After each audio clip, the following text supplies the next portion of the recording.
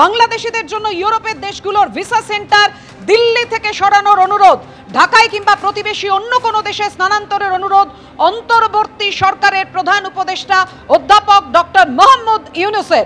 ভারত বাংলাদেশিদের জন্য ভিসা সীমিত করায় অনেক শিক্ষার্থী দিল্লি গিয়ে ইউরোপের ভিসা নিতে পারছেন না। ইউরোপের বিশ্ববিদ্যালয়গুলো বাংলাদেশের শিক্ষার্থী পাচ্ছে না। অর্থাৎ সেক্ষেত্রে ভিসা অফিস ঢাকা অথবা প্রতিবেশী কোনো দেশে স্থানান্তর হলে বাংলাদেশ ও ইউরোপীয় ইউনিয়ন উভয় উপকৃত হবে। কথা বলবো, আমাদের সঙ্গে রয়েছেন আমাদের প্রতিনিধি রাজস্বী দত্তগুপ্ত। রাজস্বী, যে মুহূর্তে কড়া বার্তা দিল ভারত, তারপরেই ইউনূসের এই বার্তা, এই অনুরোধ, যেটা আমরা বারবার বলছিলাম যে এই বৈঠকের পরে বাংলাদেশ সরকারের তরফে বৈঠকের সম্পর্কে নির্দিষ্টভাবে কোনো বিবৃতি, কোনো ঘোষণা, কোনো সিদ্ধান্ত নির্দেশ আসেনি সামনে। কিন্তু তার পরবর্তী সময় ইউনূসের অন্তর্বর্তী সরকারের এই অনুরোধের কথা সামনে এলো যে ভিসা সেন্টার সরিয়ে নেওয়া হোক, দিল্লি থেকে কিংবা অন্য কোনো প্রতিবেশী রাষ্ট্রে সরিয়ে নেওয়া হোক, বাংলাদেশিরা ভিসা নিতে যেতে পারছেন না।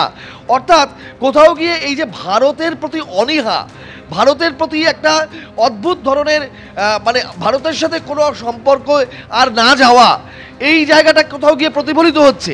তাহলে যে প্রতীক্ষিত বৈঠক আজকে হলো, বাংলাদেশের মাটিতে ভারতের বিদেশ সচিব গিয়ে দ্ব্যর্থহীন ভাষায় রিগ্রেটেবল ইনসিডেন্টস অর্থাৎ দুঃখজনক ঘটনা সাম্প্রতিককালে ঘটেছে তার বর্ণনা দিয়ে উল্লেখ করে বললেন।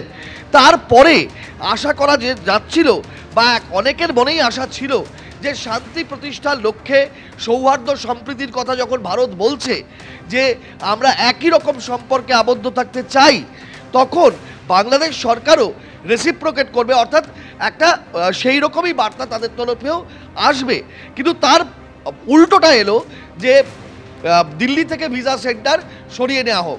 এখানেই কোথাও একটা মানে সবসময় একটা নঙর্থক মনোভাব, একটা নেগেটিভিটি বাংলাদেশের তরফে লক্ষ্য করা যাচ্ছে এবং এখানেই আরও ধন্দ ধোঁয়াশা তৈরি হচ্ছে যে আদৌ বাংলাদেশের ইউনূসের নেতৃত্বে তৈরি এই অন্তর্বর্তী সরকার শান্তি প্রতিষ্ঠার লক্ষ্যে, সৌহার্দ্য প্রতিষ্ঠার লক্ষ্যে এগোতে চায় কি?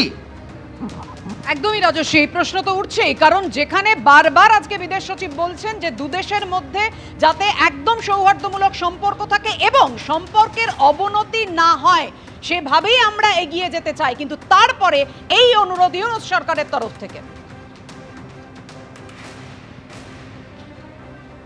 এদিকে এর আগে ভারত বাংলাদেশ যে বিদেশ সচিব পর্যায়ের বৈঠক হয়, সেখানে ঢাকায় গিয়ে কড়া বার্তা ভারতের। বাংলাদেশের সংখ্যালঘু নিপীড়নের বিষয়ে উদ্বেগ জানালো ভারত।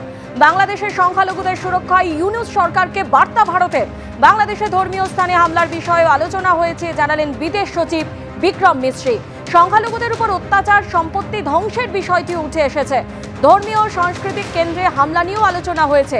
এ বিষয়ে বাংলাদেশ সরকারের কাছ থেকে গঠনমূলক পদক্ষেপ আশা করি, বাংলাদেশের বিদেশ সচিবের সঙ্গে বৈঠকের পর জানালেন ভারতের বিদেশ সচিব। I emphasized that India desires a positive, constructive and mutually beneficial relationship with Bangladesh.